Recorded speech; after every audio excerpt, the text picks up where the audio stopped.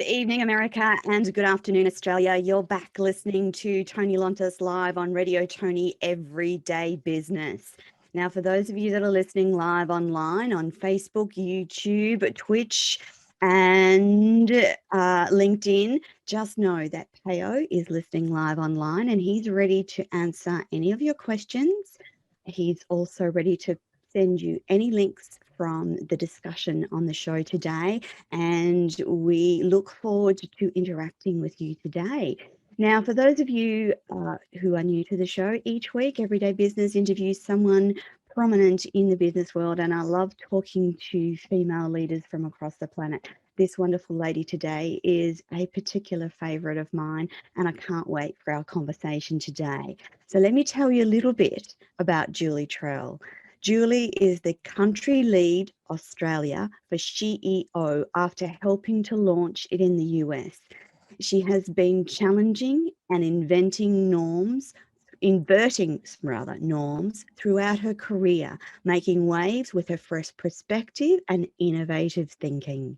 When she redesigned a previous job title to Vice President of all things fun, meaningful and rewarding at Salesforce Foundation, it was a powerful reinforcement of her values, which quickly become an integral part of the workplace culture around her. Julie's career has centered around building connections between people, programs, and ecosystems. She describes herself as the human API, capturing her ability to utilize her network to empower startups by spotting opportunities and acting as a catalyst for growth and development. She's currently building her Playful Purpose practice.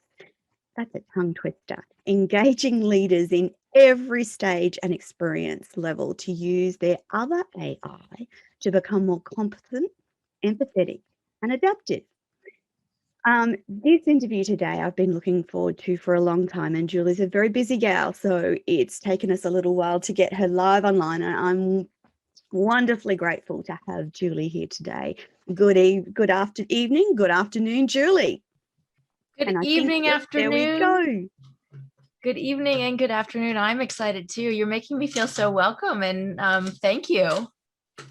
Absolutely. Now, just listeners, before we jumped on the show, I got to meet Julie's gorgeous puppy dog who is sitting at her feet. Now, I don't mind if we have dog appearances on our interview. So listeners and watchers, don't be alarmed if this beautiful dog jumps up to give her mummy a kiss while we're having our interview.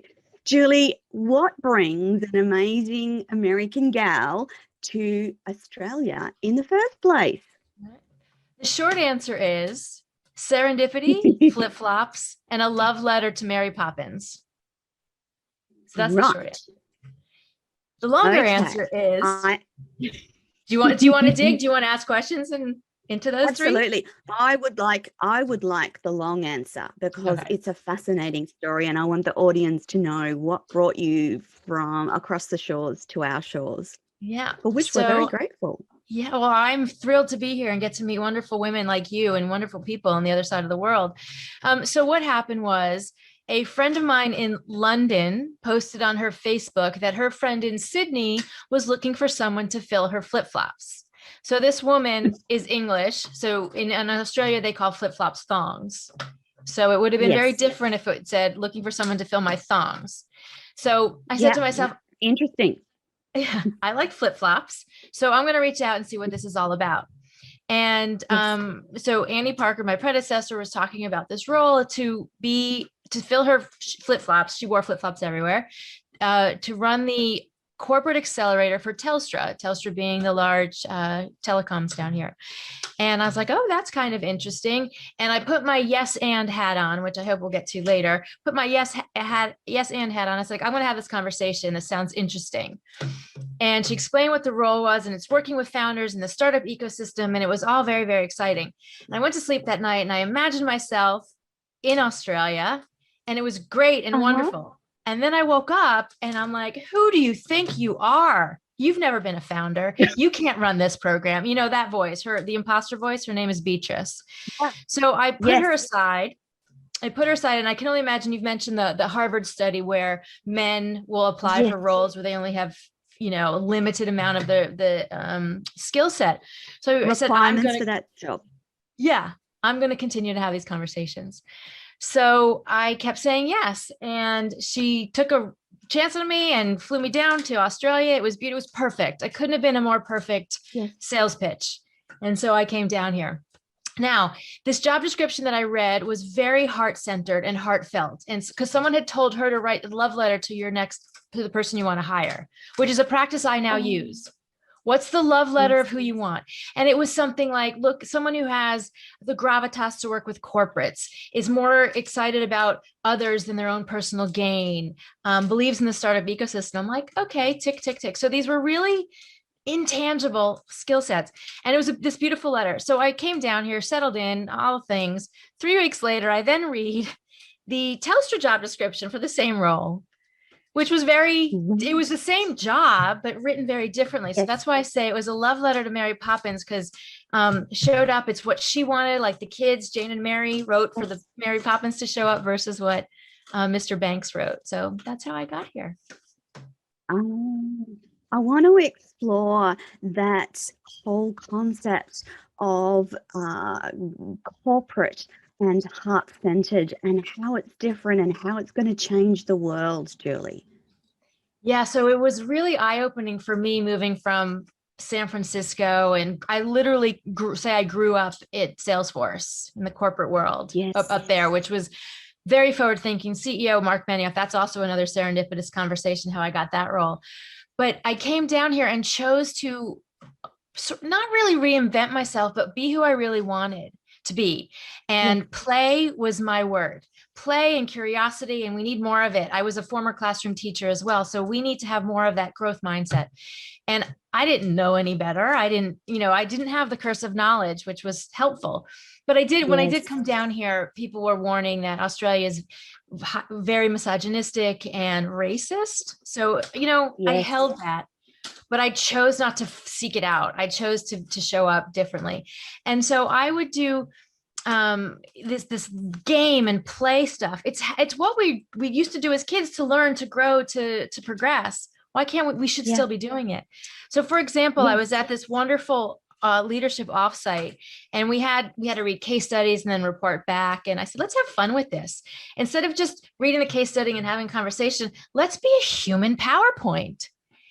And I just brought it up, and I created these safe space, and they were all senior leaders at Telstra, and they were willing to try. I don't know how I got them to do it. I didn't know any better. This conviction, let's do this. So we pretended we were a slide on a screen, and then the presenter would say click, and we would change shapes, and he would explain what the scene was, and people loved it. And every time then they were in my group with me, it created a safe space to play and be silly and be authentic. Yes. And that whole concept sort of lended itself to your passion for supporting people who are in the startup area and in business, didn't it? Yeah. Yes. Because doing it alone, being a founder is hard. Doing it alone is even harder. So creating the right community so we can connect those dots and help one another. And there was also, I found a very different culture, business culture from the US, North America to down in Australia. There's a lot more fear, and aversion to risk is a lot higher here. Yes. I agree. All of those points that you've made so far, Julie, it's good to hear someone from the outside actually put words to those, what has been my experience as well, the ingrained misogyny and the fear of doing something different. When we just let go of those things, magic happens. Which kind of, I want to go back to before you come to Australia, and quickly I'd love to talk about Salesforce, because I want to get to the bigger conversation around SHEeo. But before you got to Australia, you worked with Salesforce. Tell me about that experience as well, and those conversations you alluded to earlier. Yeah, so I was a classroom teacher and a technology specialist in a middle school. So you talk about inverting norms. I was never following the normal got pathways. I had met Mark Benioff in Israel in 1998. Now, this was before, we were still getting AOL on CDs, and he wanted to sell software Yeah. over the web. That was crazy back then. And, so that was interesting. But he also wanted to bridge the digital divide, which is where I was working in, and making sure that schools and students had access to technology. Yes. This digital divide, unfortunately, has gotten big again with COVID and the access to technology. But so I spoke to him like, oh, that's what I get. That's really cool. And I said, Mark, if you're going to deal with kids and technology, you need to hire teachers. Don't just be a company that gives away money. Again, I really didn't know what I was talking about, but I just had that passion. And he says, okay, why don't you move out to San Francisco and help me start the Salesforce Foundation? So I was there very early days, and we got to build the culture there of the 1-1-1 model. I was curriculum imagineer, technology inspirer, and volunteer energizer was another title that I had. Yes. And so there wasn't a pathway written out already. There wasn't a roadmap. And so we could create this and take those risks because it was a safe space created. So that's what I like to do also, making sure that there's a safe space to take risks, to be silly, to take away that judgment. And so, yeah, I grew up there, I say. I was there for 12 years. Oh, fantastic. Amazing. And now I want to, so you started there, you replied to this amazing invitation, arrived in Australia, and then part of the work that you've been doing is around SHEeo. And as you know, I'm just as passionate about SHEeo as you are. So let's talk about SHEeo. Let's tell the audience about this glorious community for women. Yes. Well, when I came down here again, my predecessor had launched an organization while she was running the program I was running, said, if Annie can do this, I can do this. So I launched SHEeo in the US because I was following what I call Vicki Saunders. She's the founder of SHEeo. So she's full credit. She's the outside thinker. What I refer to that TED talk about first followers, and she's the lone nut dancing out on the field. If you've ever seen this 3-minute TED talk, how to start a movement. And she was out there, the only one dancing, but it made sense and it was fun. And I was going to follow her. And she saw that systems are broken. Let me reframe that. Systems are not working for everyone. They're working for the people that they were designed for.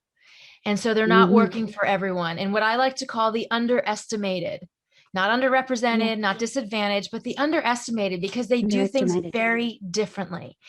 And women like you, women of all different ages and backgrounds across Australia, this is how I got to learn my states of Australia, have contributed to this fund, and which gets loaned out at a 0 interest loan to women-led ventures that are working on the world's to-do list. Now, that's a nice way of saying the Sustainable Development Goals. And it's so women get to I have year 12 girls or year 11 girls all the way up to year 90-year-olds. My mom is they're called activators.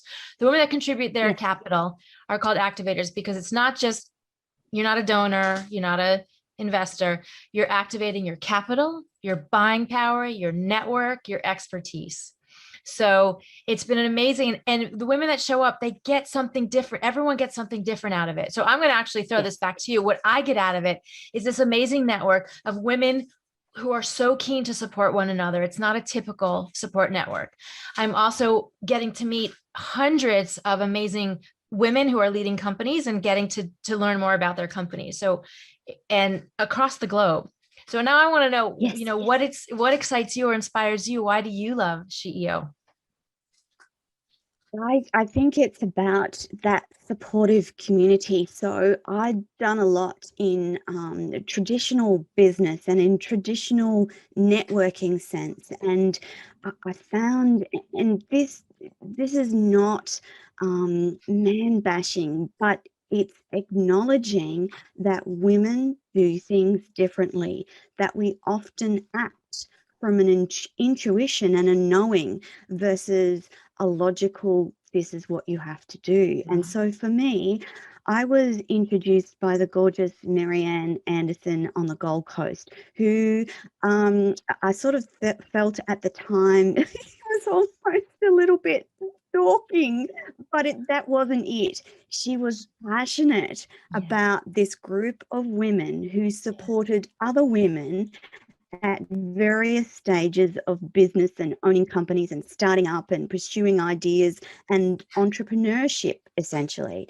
And so I started a number of years ago, and as a venture. Now, when we talk about activators and ventures, a venture is a startup or a small business or a company that has an idea that is worth spreading and worth working on.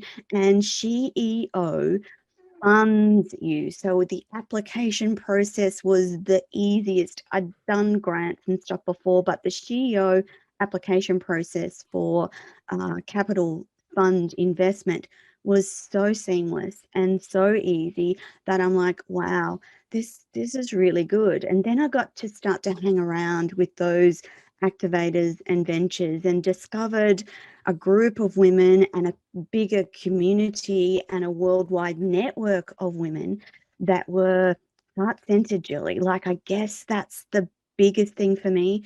The women that I've met in and around SHEeo are all heart-centered women, and they encourage these beautiful things in the network, including ask and give.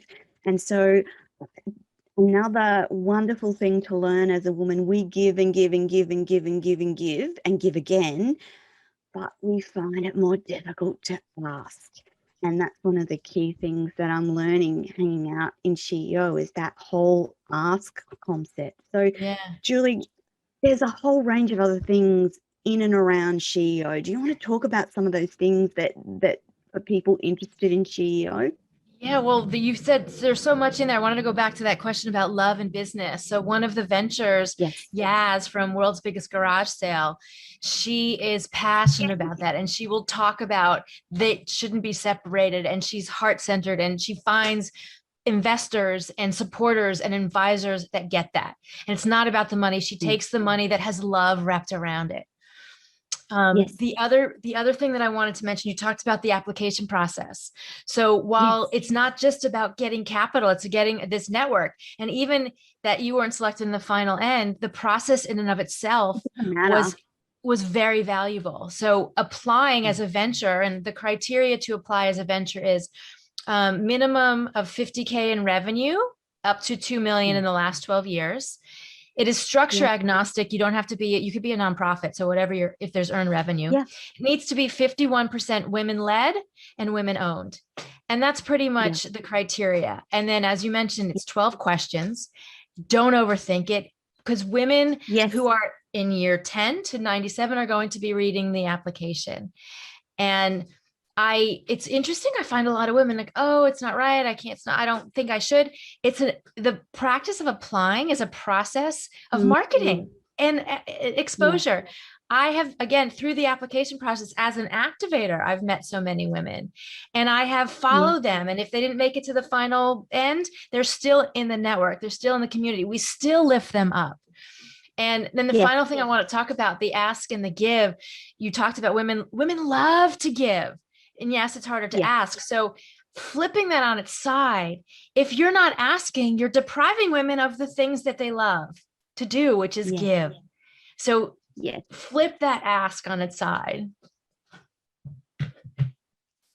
Absolutely. And then add to that weekly calls with amazing women that give you amazing insight into all things business and life. So it's not just business focused, it's about a whole greater range of information and knowledge that you get from hanging around and interacting with these women. And so I was reading a bit about Vicky Saunders just the other day, and I like to go back and read what her original vision was. And for those of you listening, this fund is an ongoing fund. So SHEeo gives the money out, you pay it back interest-free over 5 years, and it creates a perpetual fund so that you can keep giving to generation after generation after generation of women-led enterprises.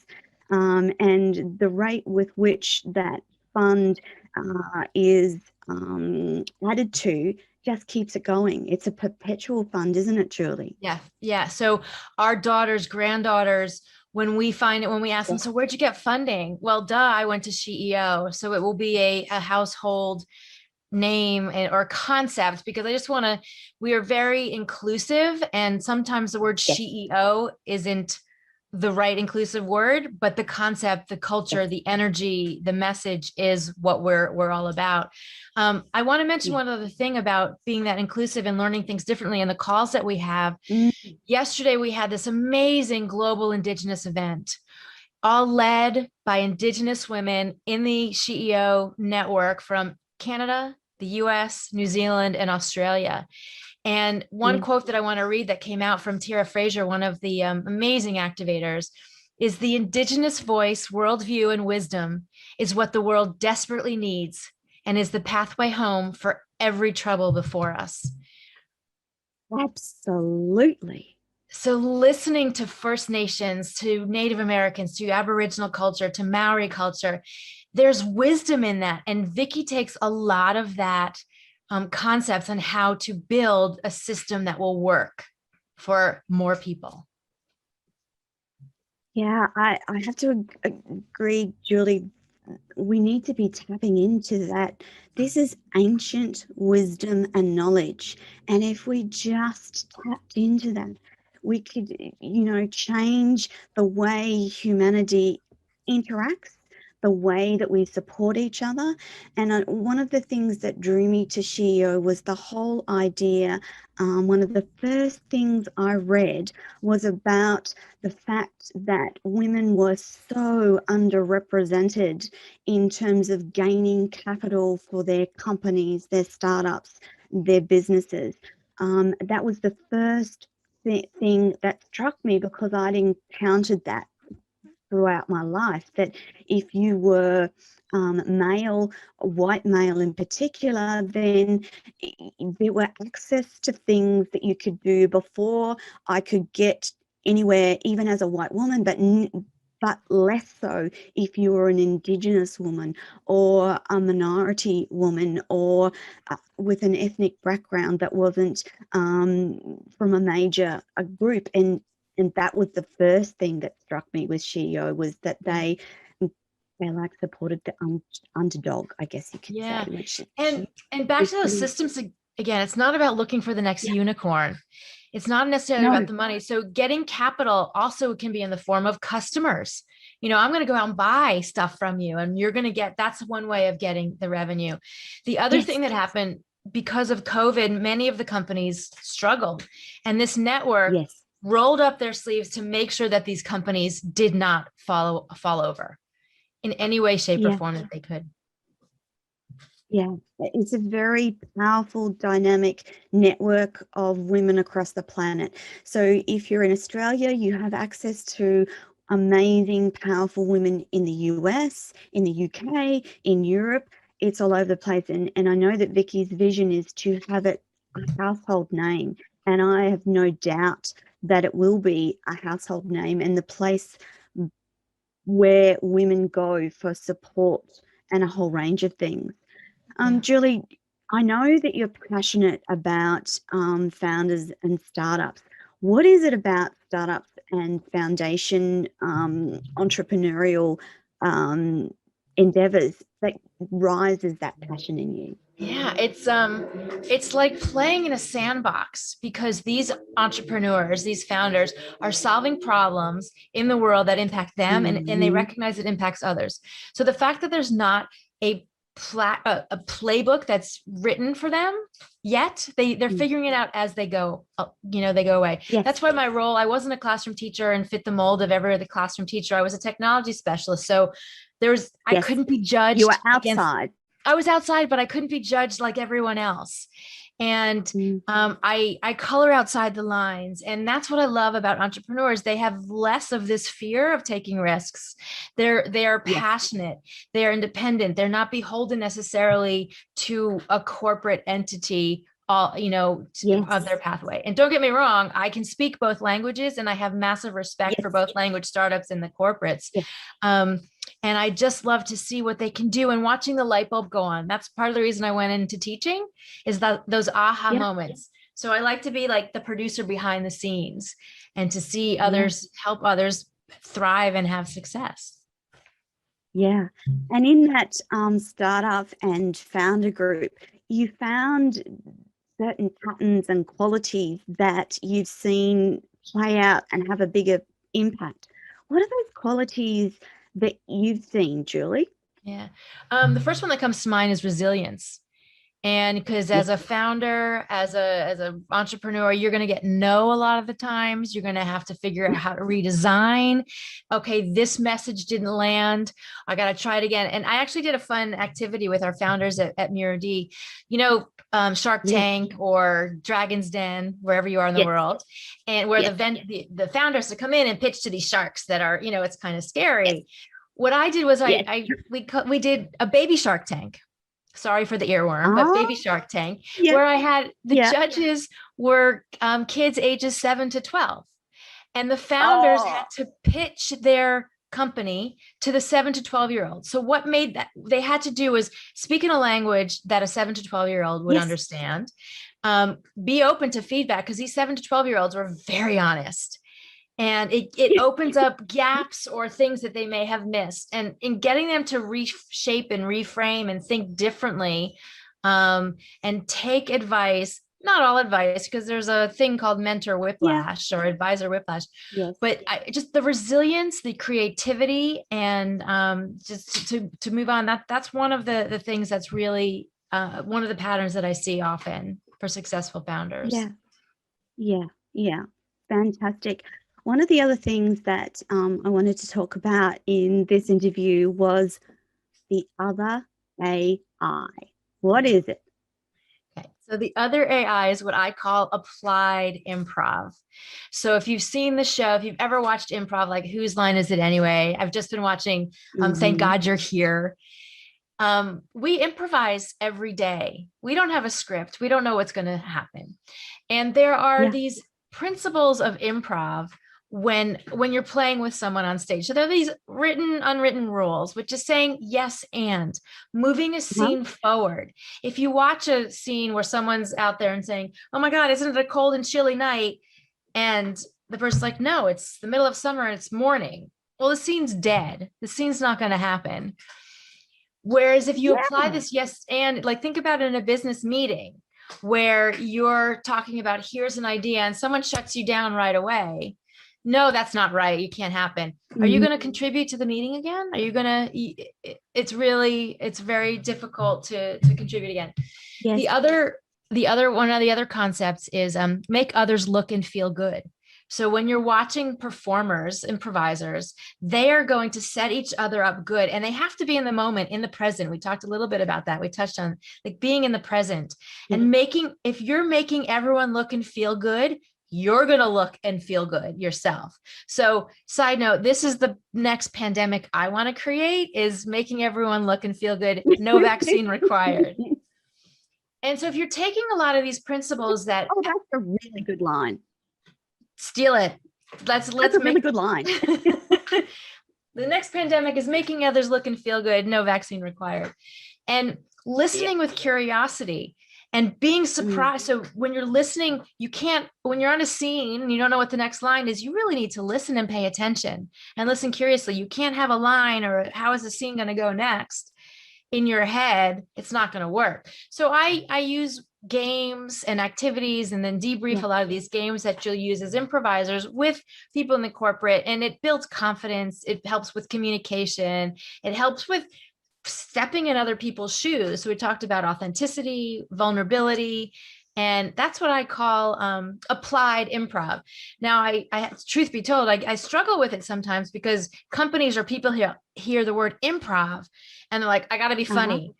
I can't do that. It's scary. Or the word play is not serious enough for business. And truth be told, I struggle with how do I message this? Because play and improv, those are my words. How do I get into selling this to other people? But I have found it to be medicinal, therapeutic, and meditation in action. And that's really what it is, because you need to be in the present when you're doing it. So it combines all those fun things. Yeah. Julie, just I've been reading a few bits and pieces online and through newsletters lately about the changing face of corporate business. And on a post recently in LinkedIn, there was a big discussion about working from home and flexibility around corporate roles and in business. And there were a couple of comments that alluded to, oh, that's never going to happen. That's never going to happen. I actually believe, and I want to discuss this a little bit further with you, I actually believe that there's a rising of feminine energy that needs to rise and that creates a different dynamic across the powerhouses of companies across the world. And I absolutely believe that it needs to happen, which means that those big companies need to consider doing business in different ways, which allows for creativity, inventiveness, flexible workplaces, and a different way of doing things. I feel really passionate about this, Julie. Do you feel the same? Do you feel that, like, I feel that in the next 10 years, we will see business playing out in a different way. And those that aren't embracing some of these different creative, inventive ways to do business will be left behind. Do you feel that?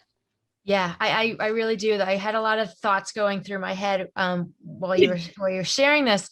One thing that I did see, we didn't, so we were really lucky here in Australia. However, Yes. I have lots of friends who, the homeschooling, the small homes, and the dads having a new role and having more understanding what mom had to go through. And I think a lot of them who are in corporate have a hopefully more empathy for what needs to be done, and being willing to change the system. And this, what's always been done, is not necessarily going to benefit everyone.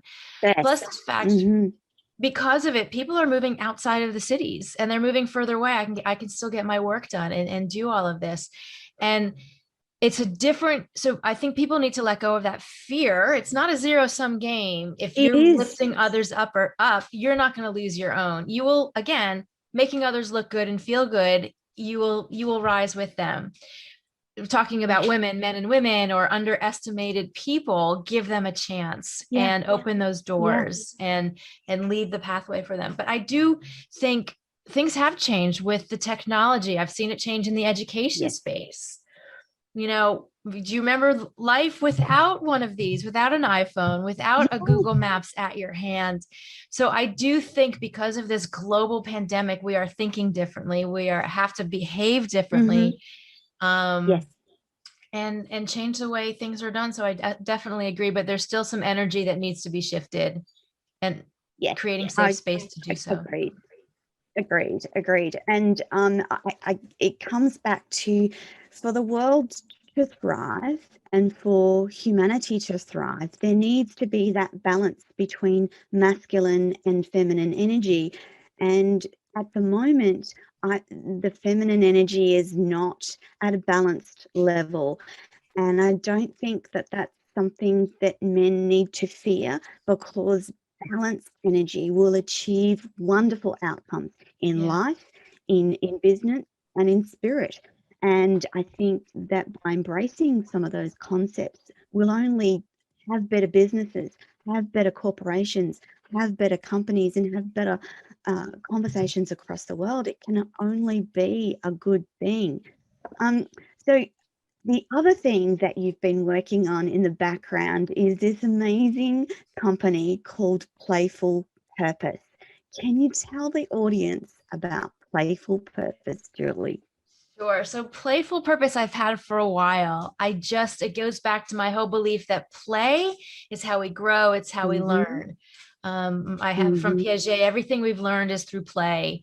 And I work with companies on doing applied improv, sneaking in that play into the businesses. So it's a tool, it's a tech, if you will, a non-technical technology and how to apply this when you're in meetings, when you're having one-on-one meetings with your team, when you're talking to customers. So these are our strategies, and I design workshops through that. I also am working on with strategy and design thinking, and I have found I realize I can't do it alone. So facilitating workshops I know that I need a co-facilitator with that. And in these facilitated programs. So I just did a workshop with Playgroup New South Wales, which was a lot of fun. I mean, this was, if I didn't do play with Playgroup, that was just, I missed the boat. So we played with a whole bunch. We got them to live, not just talk about, but live their values. And I'm still figuring it out. I don't have it all nailed down. I still don't have the perfect website, even if the URL goes to a website right now. But it's having fun and posting and having these conversations, and throwing, coloring outside the lines, throwing the spaghetti, and making sure that play and working with purposeful companies. So I want to continue to work with underestimated founders, underestimated people that are solving real business problems, making the world a better place. I know that's a big fluffy word, but making people feel better, making it healthy. I was just going to say, for children, play is part of their natural state of being, but we talk less about playing as an adult. And I'm thinking of Brene Brown and some of the work that she's done around the impacts of play. But just how important is play, or the concept of play, for adults? Oh, it's huge. It's absolutely huge. And because we stopped playing because either we had this teacher that told us, no, this is wrong, you can't do this. And then you have that you have these voices that says, I can't. And you're in this fixed mindset. And it's a way I do games before we're doing brainstorming session and creating safe spaces. So people will play and be silly and fun in safe spaces. The other word for play is curiosity. And that opens, it might be a safer word, but being curious, asking questions. That's what kids do. The why, and asking questions. And it is part of our DNA that that's shut down because this is the way it's supposed to be. And this is the template we need to follow. And if through our whole conversation, inverting norms, working with women and people who invert the norms and bringing this kind of stuff, we'll get to the end of the goals, but through a different process and trying new ways. Absolutely. I have intense curiosity about everything. And if you were to talk to my husband, he would say that I am the Google queen, because anything that I hear and I don't understand, or it's a word I don't understand, or it's a concept, I'm just Google, because I'm constantly curious. So for me, curiosity is one of what I consider my superpowers. I'm genuinely curious about the people that I talk to and their journey and what led them to be here and what they went through. And I guess that makes it easy for me to talk to people live on air. But I wouldn't have got to this point if I hadn't been curious about, what if I took away that fear that stops me showing up on live broadcast shows? What if I took that fear away and just did it anyway? Because I know that I'm already curious about people. I know that by sharing and getting to the bottom of what people know and understand and sharing it with the world, it's stories that connect people together. And if you're curious about people's stories, then you'll find gold nuggets of wisdom and knowledge that other people can use. And that's the way we develop a better world and a better humanity. And Julie, why do you think that adults stop being curious? It has to be more than just they mature. It has to be something else, doesn't it, that stops people being curious about this person's journey or that person's journey? I think it goes back to fear and not being in a safe Yes. space. This is my comfort zone. This is what I know. I'm afraid to break that open. And this is what I've taught, and this is what's around me. And also judgment, fear of being judged. This is Yes. something that I've really learned a lot with SHEeo, the racial justice working groups, and Yes. the indigenous lens, and not being afraid to ask, and literally trying to put on the lenses of others. So I think people, again, I go back to Carol Dweck's concept of growth mindset to fixed mindset. You've had that teacher, you've had feedback that says you're wrong, and that goes, and then to Brené's shame versus guilt. It's not about you, it's the actions, and getting that confidence back. And it gets to be scary, because at a certain age you're supposed to be one way. And so it's a combination of fear, judgment, and the unknown. And we need people to be fearless, because when people are fearless, they show up in a different way. So if I'd said a couple of years ago, oh my God, I'm too scared to get behind a microphone, or I'm too scared to show up on live video, then I wouldn't have gotten to have wonderful conversations with people like Julie Trell, because there's people listening that need to hear what Julie has to say. There's CEOs listening who need to hear what Julie has to say, because it might solve the problem they're having with their team and driving them forward. Yeah. It's a different idea. It's different ideas and different concepts that drive us forward. And it's having those conversations that provide that information, allow us to grow as humanity. And I really believe that in the next 10 years or so, that we will see humanity grow more in terms of intelligence, but also in terms of spiritual knowledge and understanding and growth, and how our minds function. And that's important, isn't it, Julie? It is. I'm really inspired about your journey as well. And you have been an inspiration to me. You've started this podcast, and you get to be curious every day, and you get to, and I also want to add that you are making me look and feel good. So thank you for, the beginning of this pandemic, patience zero. Yeah. And I discovered that my curiosity is not a bad thing. My curiosity helps make other people shine. And I couldn't have said that to you 2 years ago. I was an introvert. I was too scared to get on a phone call with someone I didn't know. There's no way, if you told me 2 years ago that I would be speaking to this amazing person live on air and broadcasting all over the world, I would have laughed at you.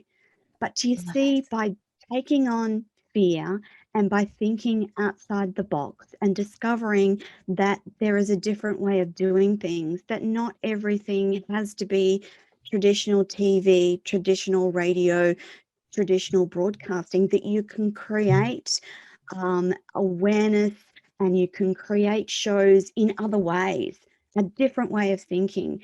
And I identify so much with everything that Julie's saying about coloring outside the box, because I've always felt that way. I've always felt that I was the lone person in the room going, hey, but what about this? That, like, why have you not looked at this? Or the person going, You're not alone. I'm discovering that. Look at this beautiful puppy on the screen here. This is Julie's gorgeous dog, Hershey. Did I say that right? Yep, Hershey, like the chocolate and the pronouns. Yeah. And she's this beautiful, fluffy, shaggy, gorgeous, cuddly dog. Playful and curious. Yes. Playful and curious. And I was hoping that she'd make a spotlight in the show today so that we could show off how gorgeous she is. She is there. Yeah. Thanks, Julie. She's lovely.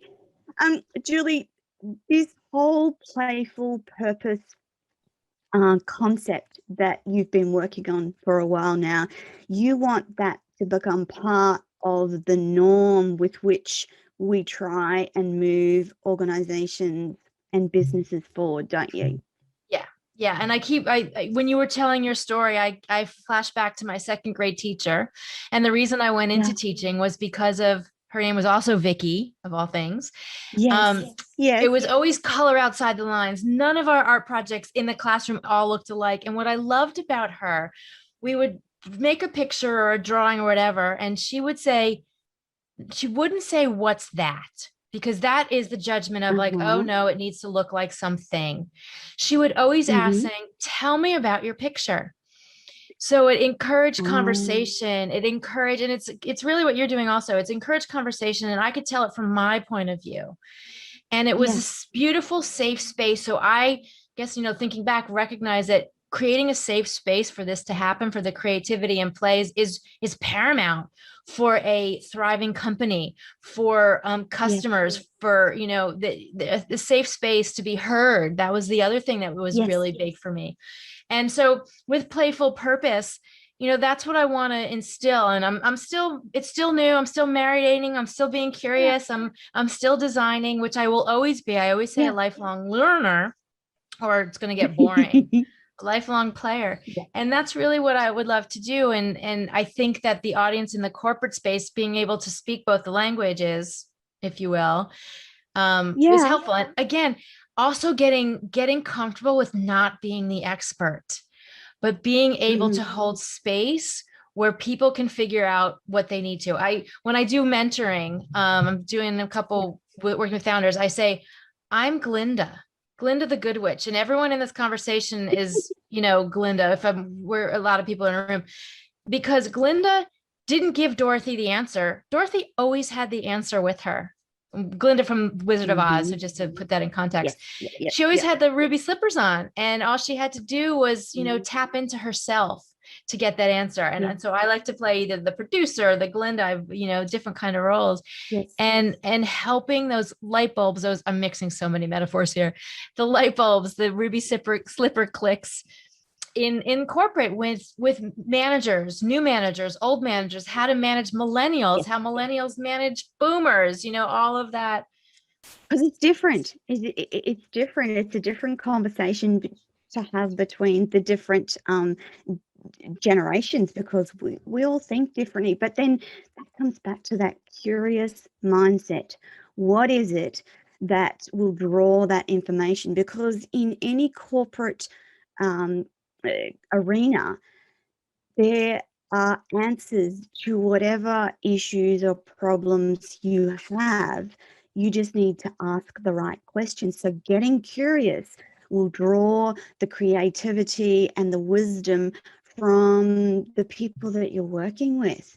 And I can see in corporations across the world better conversations and better answers by asking better questions and being curious. So I can see where Playful Purpose can be that arena where those things happen, and the better questions and the better, what's a different way of doing this that gets the answers that we need or gets the outcomes we need. It's not working this way, so let's try another way. And you do that all the time, Julie. Yes. And again, when you're asking the right questions, also listening with that curiosity and what sparks joy, and a lot of the times we're having conversations and you're thinking about what's the next thing I need to say and be right about it, and letting go of that, of that habit, and opening up to what's possible. I keep looking up here because I wrote, this is my sign about. Oh, that's beautiful. See, that's the thing, Julie. It's stuff that inspires us doesn't have to be perfect. It can be stick figures on a drawing if you know what that means to you and that inspires you and gets the creativity going within your brain. I think that's the thing about women, is their ability to create is often underestimated. If you think about it, women have that, it's built into us. It's an innate part of who we are, is to be created. We create other humans at the end of the day, and we do that without thought, don't we? Yeah. Yeah. And also having the tribe or the mob or the, the tittas, which is a indigenous word for Yes, sister who has your back. I love that word. It's Me beautiful, too. isn't it? It is. It is. And just, making sure that you're in a safe space. Again, I keep talking about safe spaces to step out and do it, No. that women are not going to judge you. Now, I know then there's the other side of the story with the whole tall poppy thing, which Mm-hmm. is a phenomenon that I've watched. I was just going to say, Julie, was that I'm Australian. I know what the tall poppy syndrome is, and I've experienced it firsthand. How was that for you to discover that as an American gal coming into Australia and watching some of this tall poppy syndrome? We love to knock each other, and it's so harmful. Yeah. Well, I came from the other side of the spectrum where everyone was Uh-huh. so was their ego was so big and they exaggerated everything and Yeah. everything was so awesome. Yeah. And that Yeah. works to a degree. And I wanted to figure out how I Mm-hmm. could bring somewhere in the middle to this humble, Uh-huh. Tall Poppy is a little bit about the humbleness because people don't want to stick their head up. Um, I haven't, I think I know a little bit why is Australia's a lot smaller. It's a country of Yes. 25 million versus in the US, it's a lot, it's, 330 million. Yeah. And, so you're keeping track of your own stuff and your little slice of the Mm-hmm. pie and your crumb versus Mm-hmm. building a bigger, baking a bigger pie. But I don't know, it's watching from the outsides. I just want to push people and say, go and do this. And it's that judgment thing. It's the judgment thing. If I Yes, go out there, it somebody's going to judge me, and people need to stop judging. And Brene Brown yes, they has that do. Brene Brown has that beautiful quote about being in the ring, The the arena. the I love arena. it. That's my favorite Yeah. quote of all time. If you're not in the arena, then you don't have the right to criticize. So I often I've got that in my room, and I often read it because I'm I'm conscious of that all the Yeah. time. That And how dare so you? let me go back to with a lot of the principles Yeah, of improv. If you've ever taken workshops or classes, you have to let that go. That's the other part of you where do. improv can, you move forward. And I've been in classes and jam sessions. Oh, I should have said that. I should have said, but more you practice it, the more you let go and you move on. And Yeah, that will help also letting go of the judgment and what other people think when you're in that yes. safe play environment. Yeah. As you know, my platforms are based in America, so I actually get the privilege of talking to a lot of Americans all the time. And I have to say that I haven't actually come across a lot of egos, mostly because I try and work with heart-centered entrepreneurs and female business owners. But every now and then I'll come up across that big American ego, and it kind of almost bowls me over. And my Aussie, oh my goodness gracious me, kind of, oh wow, okay. But yes, I know that it was a struggle for me to get past Mhm. that tall poppy syndrome, thinking that I wasn't worthy, but everyone is worthy. Everyone has the power to stand in their own space. And again, as Brene would stand on your sacred ground. Don't puff up. Don't be small, but stand in your sacred ground. And it's taken me, and I know a lot of other women that I talk to, it takes a while to find your space and your sacred ground. And I love that that taps into the idea of our Indigenous populations and their sacred ground. It reminds me that you own a space in this world, and that's important. And your job is to find what that space is and stay in that space, because Yeah. from that space all good things grow and flow and are beautiful. And we need to remind people, it's the validation on the positive side. We need to remind them that they need to be there, that they are there. I was just at a conference and I said just this. We need to make them look and feel good. That's, Yes, absolutely, Julie, absolutely. I've just looked at the time and realized that we are completely out of time. I'm really just so privilege to have you on the show, Julie. To have you say that I've created a safe space for you to be who you are makes my absolute day, because behind everything that Radio Toni and Toni TV does is about creating a safe safe space for people to shine, because when they do, their wisdom and knowledge is on display for the universe, and there will be someone out there that needs to hear Julie Trell's words today. And I'm so happy I was able to facilitate that. Julie, thank you so much for being on Radio Toni Every Day Business. Audience, it's been a privilege having Julie. If you want any information about Julie or how to connect with Julie, please jump onto radiotoni.com. You will find Julie's information on my website. For those of you listening live, all the links will be up in the chat boxes across Facebook, LinkedIn, YouTube, everywhere else as we go off air today. Julie Trell, thank you so much. Thank you, Toni. I'm going to let you go. And my audience, that's it for today. Big hugs for that puppy, Julie. She's now chill. Chill puppy. Oh, good. And audience, we will see you next week. I'm your host, Toni Lontis, and bye for now.